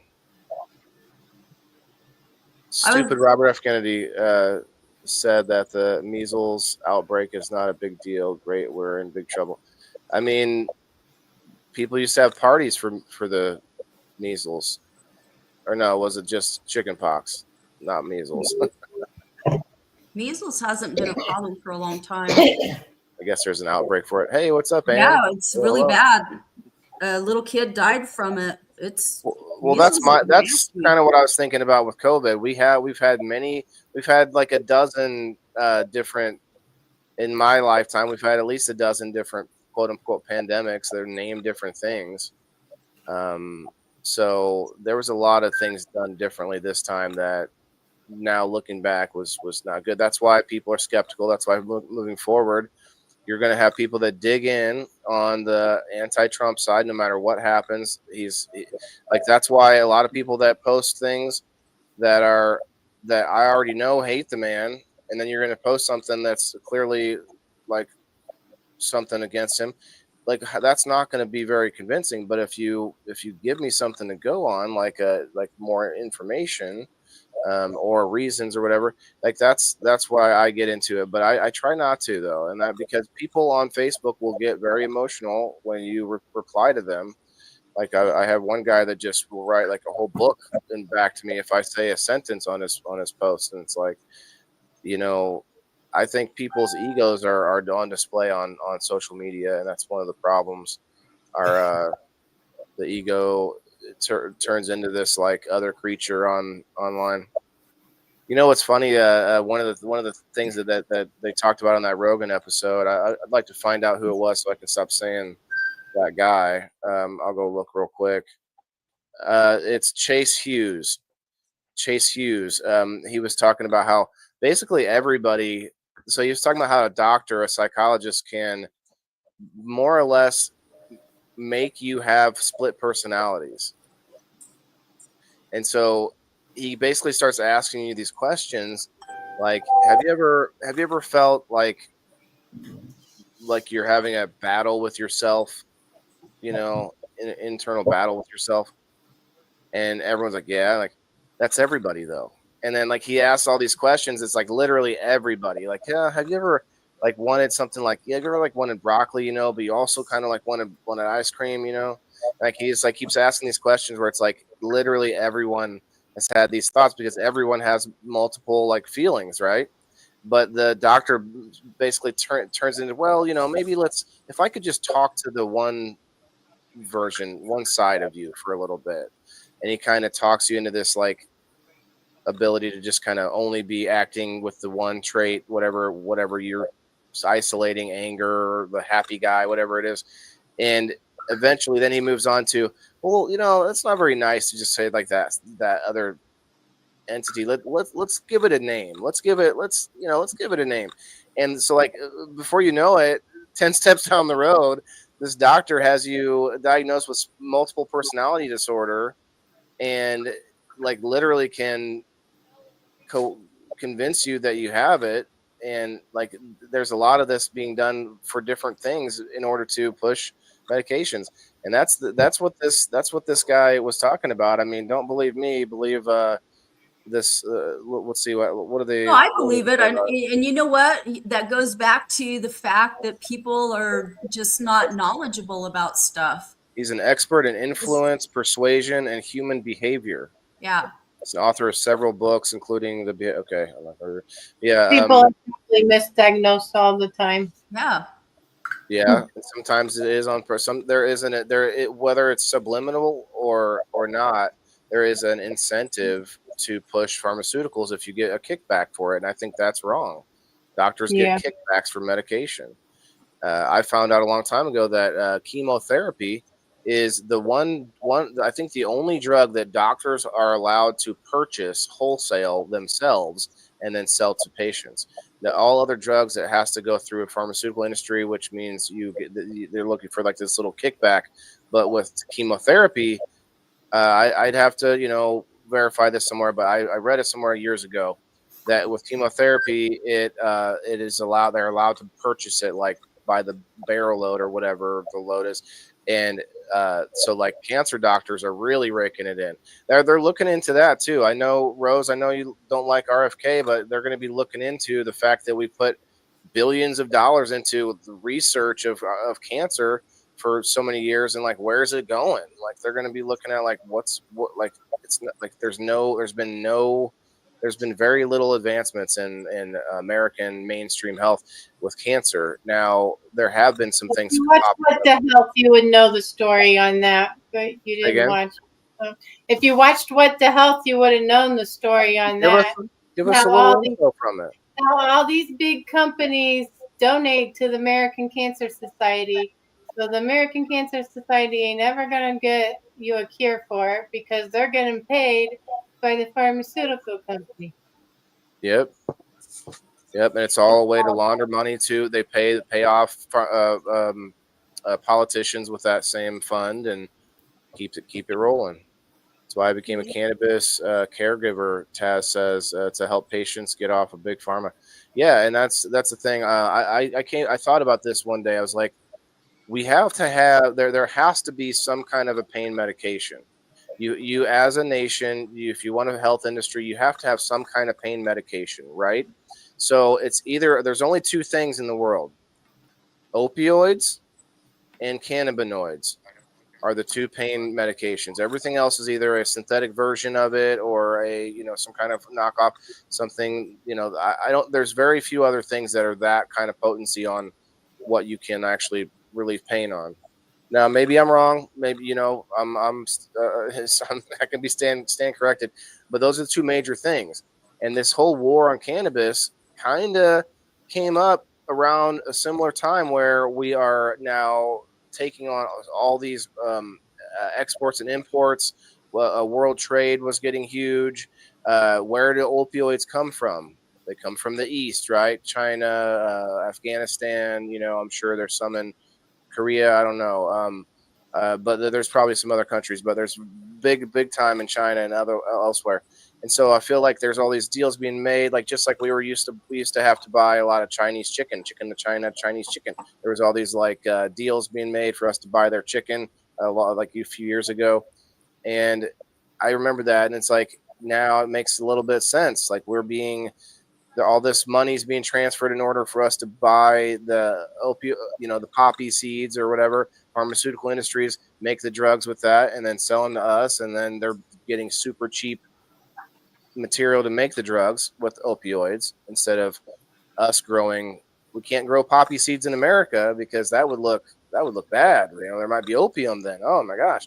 But so they get them from cheap ass labor from some other country, Afghanistan, China, and they buy just like there was I forget, was it FBI or CIA or some guarding poppy fields in Afghanistan. There was that story where they were found to be guarding those poppy fields because, oh, this is their industry. We have to help. We're helping them guard their industry. Oh, sure. Like there's nothing more going on there with that. Maybe not. You decide. But there was some pretty shady ass things happening there. So my point is like there's this whole sort of world thing happening now where all of that sort of breaking apart, breaking down. The whole trade industry that was kind of set up behind the scenes. And one of those things is gold. So I saw somebody talking about gold where like it's being transferred behind the scenes country to country, and gold is actually the real currency. Gold is like really the only real currency that exists. Well, it Like, should be illegal for them to take a plant away from us for. yeah, and I think we're gonna replace the pharmaceutical industry with cannabinoids industry eventually. I fully believe that for a lot of things. Maybe not everything. Maybe there's or at least go back to more natural ways. Like pharmaceuticals came from plants to begin with. Like that's where it started.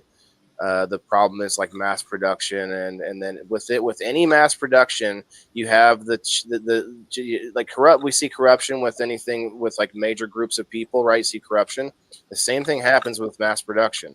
Corruption is where well, we got this chemical byproduct here, and it's pretty safe. I think we think it's safe for humans. Let's get rid of it by adding it into this recipe for whatever it is. Kellogg's this or Nabisco that, and it's like, oh, well, let's wood pulp and fucking glyphosate, whatever this and that. And we've seen this but time and time again, this like some chemical that's not needed, not unnecessary in our food, and they're just finding ways to offload their byproducts, and that's That's progress, baby. That's efficiency there. That's finding a way to, and there's a lot of creepy stuff like that happens. It's crazy. Wild lettuce. What's up, We Leslie? What need happened? small amounts. Yep. Oh, let's just make it small enough that no one will get killed, and it'll just filter through every person's liver, and that's how we'll get rid of this chemical instead of it going into the ground. I think we need to have a way to get rid of that shit off the planet, shoot it into the sun. I agree.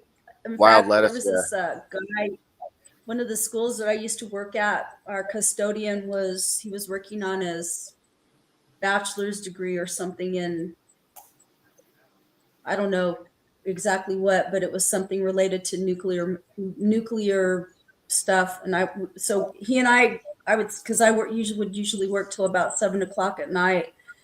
And he and I would sit there and have conversations in my office about getting rid of nuclear waste. And, there's a way to do that. Like they can irradiate it. And it's like, I don't understand why they don't irradiate more nuclear waste, but I had mentioned something about, they need to build technology to shoot that shit into the sun. But there's ways to use it. They're finding ways to use it for different things, like small batteries and I forget the other thing. There's a way that I saw that they can encase it in concrete and put it like 20 feet under your home or whatever, and it would like keep your home a certain temperature. yeah, that's kind of scary, honestly. It might be, but What happens if you have an earthquake? And I live in an area, West Texas is not too far from us, where they're freaking having earthquakes, and we're feeling them here because of the fracking. I mean, I guess and that whip site is right there in Carlsbad, which is right on the border of West Texas. If you're encased underground, like most earthquakes are typically more dangerous above ground. Yeah, I don't know. I just know that these earthquakes are happening because of the fracking. Probably couldn't have it down there anyway. Don't you guys have a similar issue with like Texas where you don't have a lot of basements because you can't dig underground, or is that not true in New Mexico? In Texas, it's all on top of the not the crust. What's it called? The first hard layer that you can't dig into. I should know this. I watched so many episodes of Gold Rush Alaska. Bedrock? Yes, the fucking bedrock. So there's a lot of their houses are on top of bedrock in Texas. So a lot of times they can't even dig basements, which is like, that sucks. Yeah, well, I don't know. That's probably true in Texas. Here we have a mixed topography. We have a lot of volcanic. And There was a lot of volcanic activity here, so there's a lot of gold. Like really thick granite, and I don't know if that's considered bedrock or what. It's sheer rock. So Leslie and Taz are talking about the wild lettuce here, and that's true. I've seen that, but do you really think it could compare? Like you could make it. I know I've seen how you can concentrate it, but you take like a syringe of RSO versus a syringe of wild lettuce concentrate. You're telling me it's going to compare to like a morphine or, well, I don't know that cannabis can compare to morphine or opioids. You think opioids are stronger than cannabis, Red Six? What do you think? Yeah. Yeah. It loses that race. Damn it! Cannabis can't. Well, if you're talking about morphine or some really heavy fentanyl stuff like that. Fentanyl, man, that's too heavy. That's death heavy, man. They are using that in American hospitals. So anyway, yeah, the wild lettuce thing, I've seen that. You can get it right from your backyard if you know how to concentrate it. Saw a video of that old man with a long beard, and he says, "We've lost." Joe uses Kratom, which is another opioid that comes from a plant, but I don't think it's grown here in the state. I don't think we have the climate for it. What is it? Kratom. Kratom. Okay. Oh, isn't that what they use to get people off of opioids? No, that's methadone. No, I think they use kratom. Kratom is an opioid. It blocks the pain receptor in the brain. I Like want to a- say that's what they use for people that are something related to heroin addicts. They use Suboxone to get people off of heroin. That And blocks the methadone. receptacle in the brain too. And they tell you when they give it to you, they tell you do not use any other opioids because it's so likely for you to overdose because that receptor in the brain's already blocked by the Suboxone. Kraton's also addictive. Oh, Beth. it's used in Yeah, the treatment to very ease withdrawal symptoms from opioid medications. Because I remember some guys talking to me about it when I first got involved in cannabis stuff. The Taz says yes. Big Kraton can be addictive, have addictive properties. And then the immediate comment right after is Leslie saying, "I've been taking Kraton for 6 years." Like since the first time you tried it. Too, probably. The first second I tried it, Anything I've to be taken it. addicted that makes you feel good, though. If your body makes you feel good or like your body wants it, it's going to be Nicotine does addictive. that. Nicotine does that, I think. So you think about anything, well, like things that give you endorphin, like rush, like sugar or anything that hits that dopamine center. Although it doesn't, I don't know how much of a meat eater you guys are, but like, don't you think you get like if meat, like you have like whatever your favorite, picture your favorite cut of meat, whatever that is, a burger or something, and it's just perfect, like doesn't that give you a little dopamine too? It could be anything. Food does, yeah, it's a comfort. Any food or like, so is it so That's what's the why difference? people get, Bigger there rush? are food addicts, and that's why, yeah. Trust food me, I know what addiction. you mean. I've been trying over here, man. I've been doing a lot of exercise. I've been like eye of the tiger in But my what it does is it gives you the equivalent food when you eat something that you like that. It gives you the same equivalent that an orgasm gives you. That's why and then especially if you're extra sensitive to the dark chocolates and you eat the old, whatever, the moose pie or something. You ever seen that? What is that? The Matrix Part 2, where like the girl eats a piece of pie, like just starts having an orgasm right there at the restaurant. Yeah. Matrix 2. Matrix Part 2, yeah, man. Like with the French guy, he's like he's gotta do the things. He's gotta. I don't know, but I'm going to go. Like that, he does that thing. Emotions, though, and I think everybody should be able to feel every emotion. If you guys scream, shout, cuss, pull your hair out. Well, cry. Jason wanted to talk emotions, and we hadn't even heard from him, so I hope he's okay. Yeah, thank you for your input on the emotions. I think we kind of went all over the place, but everything is still connected because all these major things happening in our lives are attracting problems with emotion, psychoses, all these different issues. Yeah, and all our kids too. We don't even talk about our kids being disconnected for 2 years on COVID. Those kids are not going to grow up in any kind of way that we can relate to. We won't be able to relate.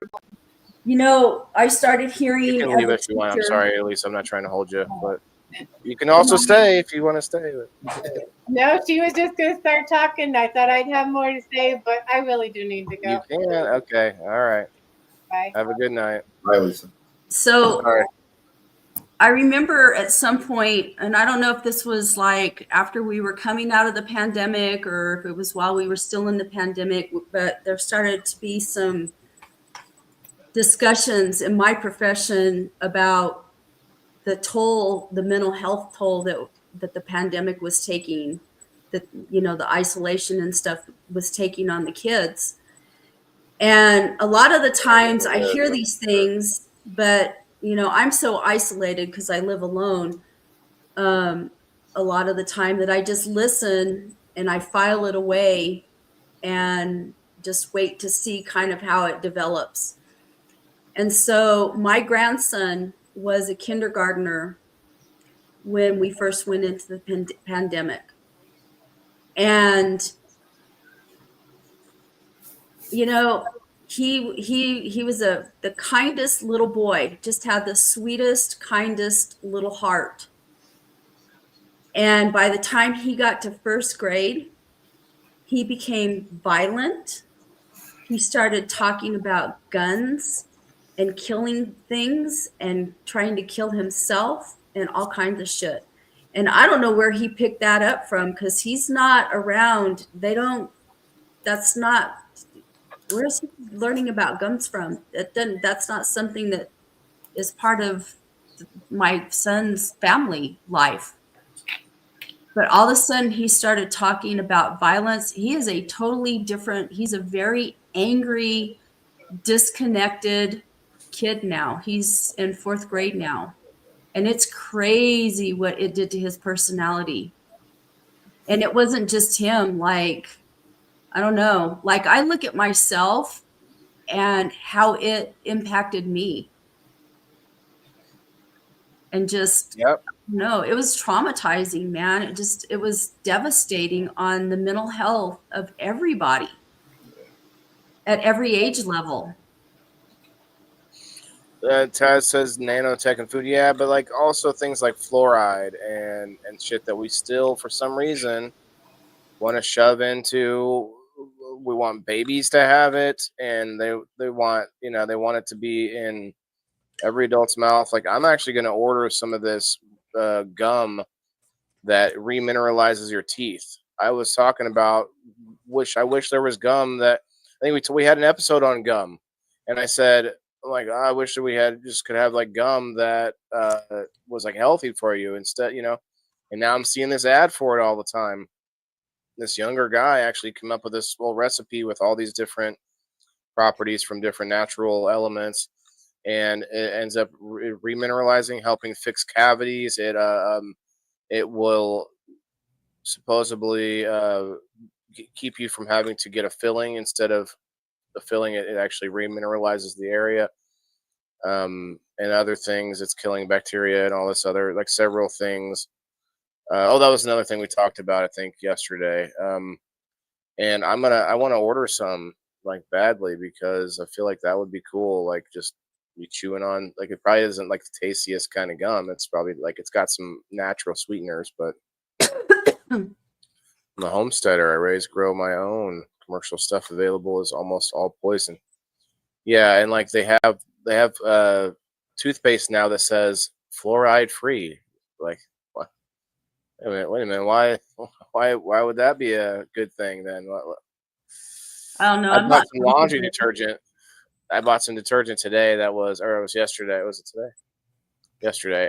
At this place called the Winks House. I'm gonna be I did a review for next Tuesday, so I got all the pictures for it.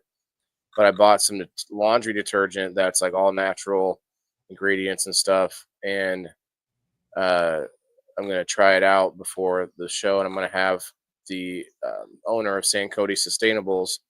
She's been on the show before, but I think she might be coming in here in the studio. But I'm gonna have her on, and I'm gonna be talking about that and all the other stuff. But the point is, like, I'm trying to make moves towards like things with less of those ingredients, because that's another thing that's affecting our emotions. We like to self catastrophize. Most people are their own worst enemy, and most people will think that something's wrong with them. They are bad at whatever it is, succeeding, whatever you're trying to do. But all these things that are being pumped into us from different directions, like whatever orifice you imagine, there's something being touching that's got some bad so I changed my soap, my shampoo and conditioner. I'm using Dr. Squatch. What's up? Shouts out Dr. Squatch. Good stuff, actually. But I'm also now, I switched my laundry detergent. I want to find a different kind of dish soap, because I use Dawn, but I know that's got a bunch of petroleum in it or whatever. There's got to be another answer to it. But our moods are being affected by what we eat, and also our environments. hormone disruptors. Exactly. We talked Which about that a little come out bit. of those chemicals, which are petroleum based. Yeah, and that's a big Said problem it with once, I've said people. it a million times. You could go and seek therapy. You could like kumbaya in a circle, 12-step program, whatever you want to call it, and still never feel better because you might be eating a shitty diet, or you might have some, some, it doesn't always have to be some nuclear power plant nearby, or some nefarious thing, even though that can be a thing too. You gotta know where you're at. Man, I looked over in Peoria the other day, Red Six. Saw this smoke, and it was like, I thought there must have been a big fire, but I think it was just these smokestacks coming from this one plant. Probably And KDM. yeah, like, what is going on over there? That's a new type of cloud. But I like all hate these stuff like things. that. There's this Well, place between Las Cruces and El Paso, going east on Sunrock. I-10, Oh and no, it's some kind of a plant where they have a bunch of metal stuff out there that they break down or whatever. When I was a kid, back in the early 70s, when we'd go to El Paso, we'd drive right through the smoke of whatever was coming out of that. This was before they started regulating things.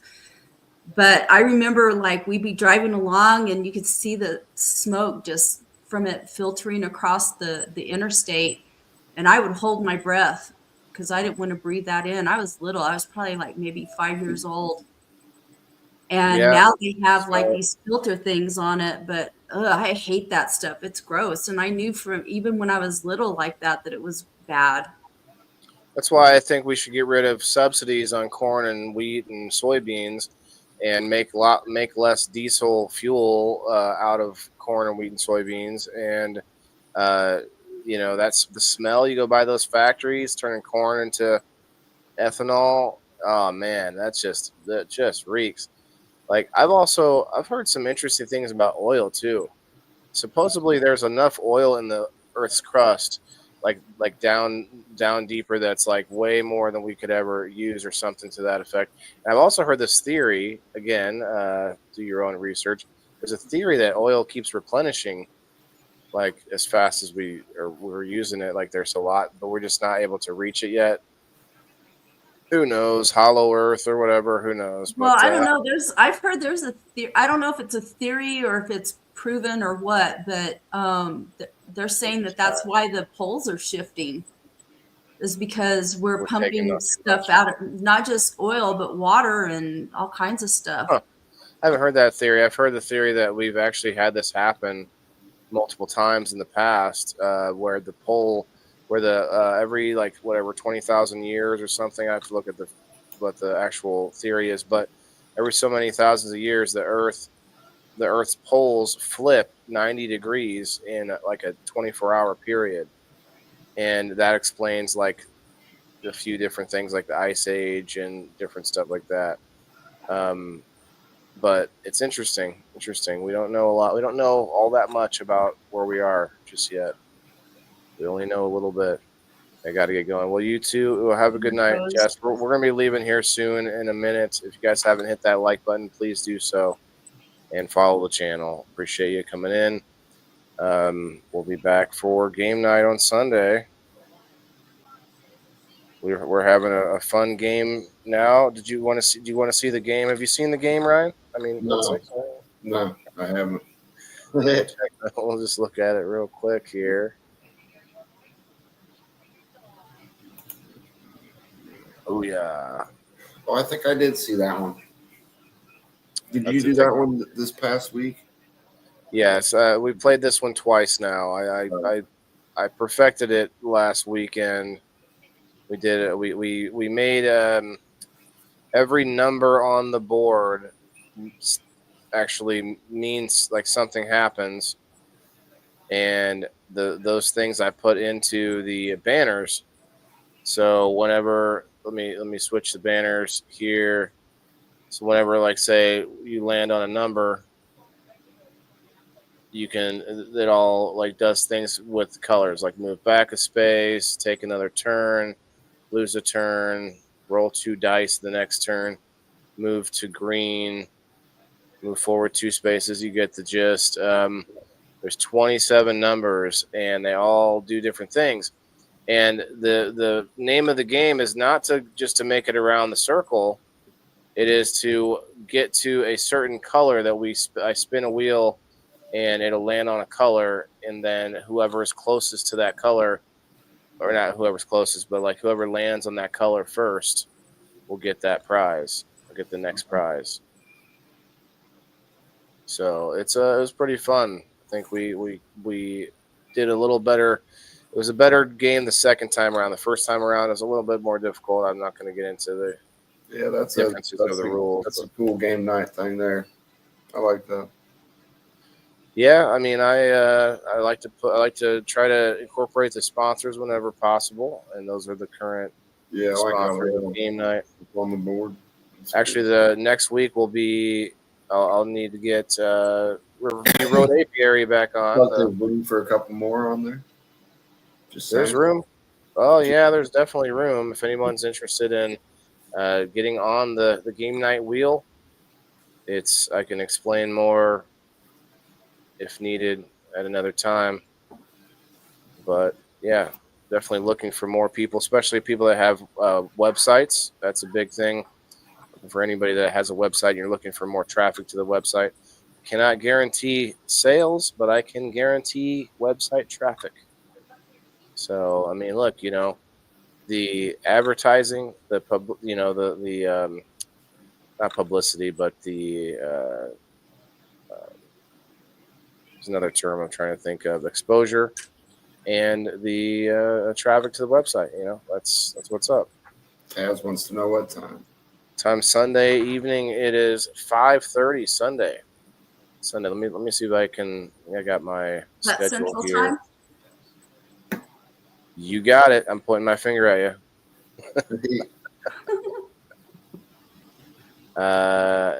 My banner's in the way there. Hold on. We're not getting to the 50 likes anyway. We're at 31. Get to 50 likes. We'll do a door prize. It's got like 5 minutes, 10 minutes. What's up, Kelly? Yep, 5:30 Central Time. Everything is Central Time on this. Although I thought I put that somewhere on here, but I guess not. That's okay. Yeah, that is the schedule for all week long. Of course, I do some random streaming and some random stuff on my profile throughout like my days off and random times when I'm not live for the show. Let's go over here. Of course, Red 6, he goes live at least, twice a week? Every Thursday at least. On Thursday? Okay. Mm-hmm.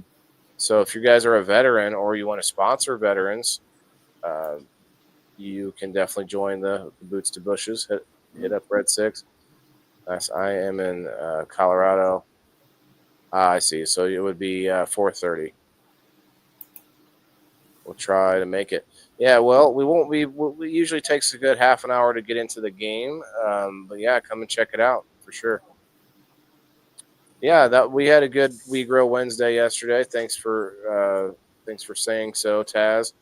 We Grow Wednesday is kind of a news show, not new, but news show, where I look at what's going on in the world, look at some different things of within our food and agriculture and health and wellness and that kind of thing. And I have guests on and that kind of stuff. So check out We Grow Wednesday. Last night it's pretty good. We talked about a few things that I had posted about earlier in the week. I'm going to be doing more of that. A lot of people had opinions on dairy, like do you drink milk and do you drink dairy? And that's another thing I looked up with Grok, and we kind of were checking out different stats on milk and definitions of like pasteurization process. Evidently, it doesn't actually create carcinogens, but there are other reasons that milk is being linked or has been partially linked to some cancers. All the shit that they put in it, the freaking hormones from the cows. It's the hormones from the cows. That's the big one. It's that people are linking it to. Yeah. Some of that's getting into the milk. Yeah. Just learning about your channel. Well, thank you. I appreciate that. I was watching because I've been home all week because I've had COVID. I've been really sick.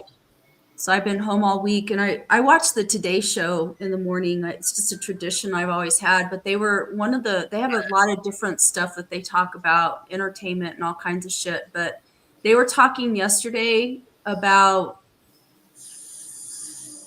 menopause. I'm pretty sure it was on there. They were talking about menopause, and they're talking about how women are starting to have menopausal symptoms in their 20s and 30s, which is like really early. And it got me to thinking about, I wonder if there's a correlation with that, with starting your menstrual cycle at an earlier age. You know, like some of these kids now are having their menstrual cycles. These little girls are starting their periods like at the age of 9. Probably it also corresponds to men with low testosterone levels. Well, I'm just wondering if the hormones in the milk are not responsible for some of that. I have a feeling. Well, that I also read that, and I brought this up several times. Birth control pills, the normal birth control pill, is said to not. Almost all of it does not absorb into the body. It gets flushed right through, and evidently it's got high levels of estrogen, Mm-hmm. and that goes right into the water. It gets peed right out into the water, and so we're having this concentration of stuff in our drinking water. And I'm just like, I try not to drink any drinking water, any of with tap water. Yeah. Well, I have an RO system, so. Yeah, me too. But that's the thing, though. They say you can't drink that forever either. Well, I don't You're not really. supposed to. I drink bottled water. That's the other problem. Like, you can't drink bottled water because it's plastic. And it's like, I can get the 5-gallon waters. Yeah. So I used to do the 5-gallon waters, but it's a pain in the ass. I don't know. I have back problems now. Lifting that shit up is hard. Yeah, I think about that sometimes when I'm lifting them up. Like, man, I'm going to have to carry them. We're not even just vegetarians, Taz, but like, think of all the soy in products, like all the filler products, like the chips and the That's why you shouldn't be eating that shit. You know, people complain about our food supply, that it's crap. People complain about big pharma, that it's crap. But you know, people fucking demanded this stuff, because I remember when I was a kid back in the early 70s, there wasn't a lot of fake food back then. You know, and now it's like that's all most people eat is fake food. Like I went last week, and I was looking for some wild rice. It's really hard to find wild rice. So I went down the pasta aisle looking for wild rice. And you should see all the shit, dude. Like, you don't have to fucking cook anything anymore.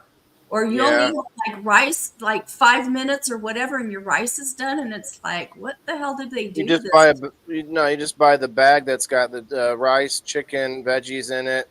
Put that in the thing with some water. You steam that for boom. You're good to go. Oh, you don't even need to steam some of this stuff. It's already, all you got to do is heat it. It's already or just go to the deli and buy from the. Yeah. You know, it's like, what the hell, man? Like. We have put ourselves in this position because people want fucking convenience and they want a magic bullet. And that's what medication does.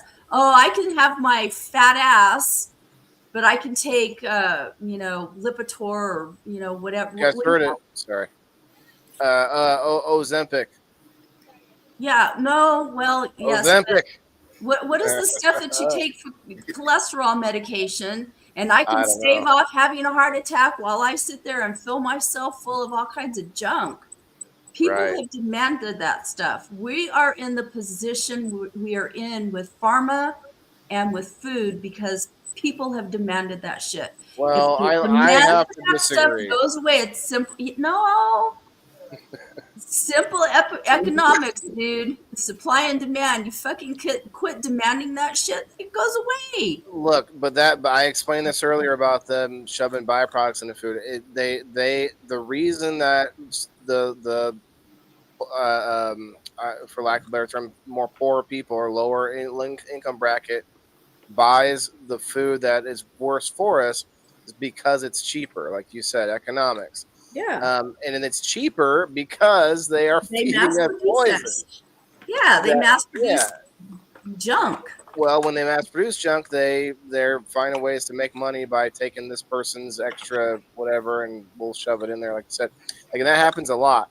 And so I'm going to say this is the other issue that we find is that let's imagine whatever a point in the past where everything was great and hunky dory and healthy for us in the supermarket.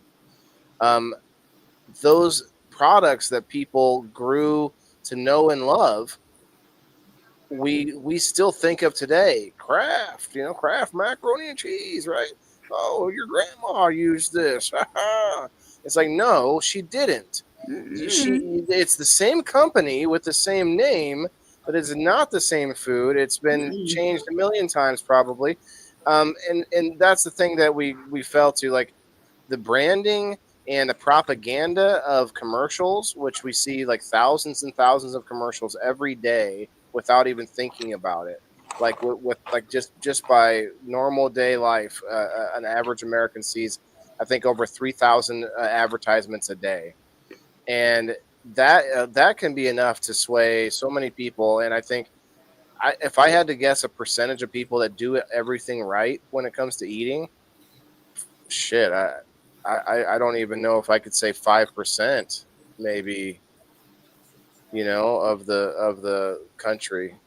Anyway, that's a longer story, longer conversation, but yeah, I think everybody. I think it's going to be it's probably a never ending thing through your life is to watch what you eat, be conscious of moving in some sort of a better direction, or give yourself those little wins. Give yourself that ice cream once in a while, but not once a week or not once a month or well, whatever it is you're trying to reach.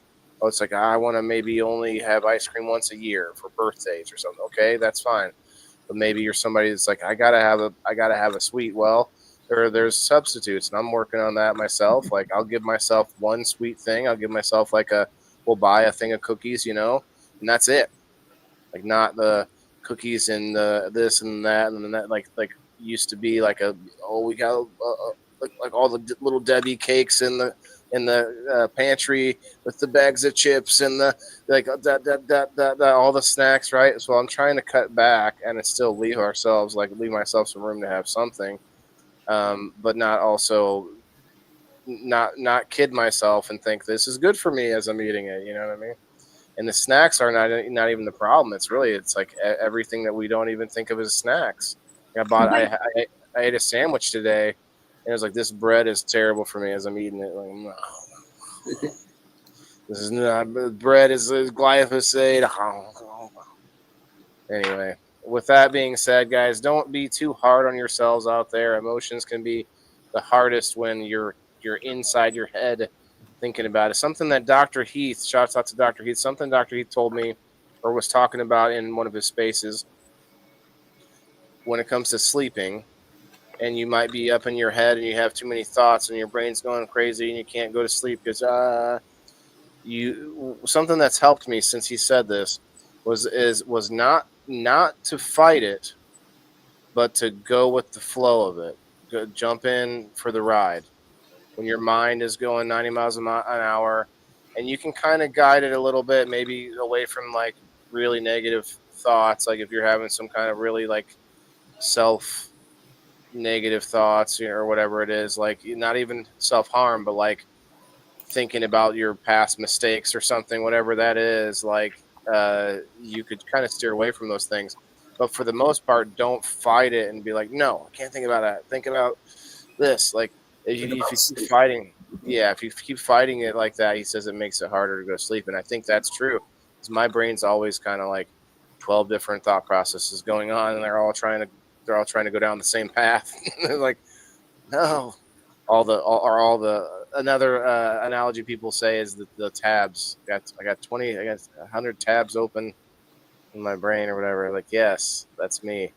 But I actually sleep a lot better now that I sort of like you have to kind of let go.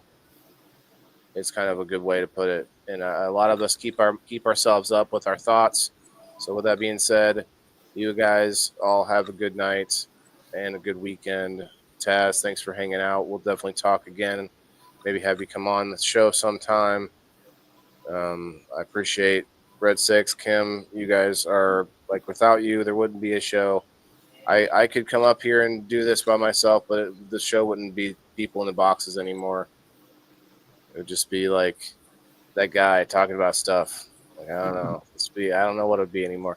But yes, thank you again for coming by. And we are always looking for anyone that wants to come up, be part of the show. Let us know. We'll hit us up in the DMs. But we'll see you guys later. Follow Kim and Red Six. Check them out. Always good people. So we'll see you guys Sunday for Indoor Farmer Game Night. Remember, everybody's got to eat. Good night. Yeah, this is for my green thumbs in the game. Wailing the indoor farmer. Check my name. Sustainability, we about to reclaim. This is how we do it, keep it in the frame. I'm waving the farmer, the indoor king. Living off the grid, what the city can't bring. Got my hydro setup, my LED lights. Growing all my greens, all through the night. Self-sustain, that's the mission. Growing my own, I'm not missing. Indoor farming, the hustle's real. Whalers here.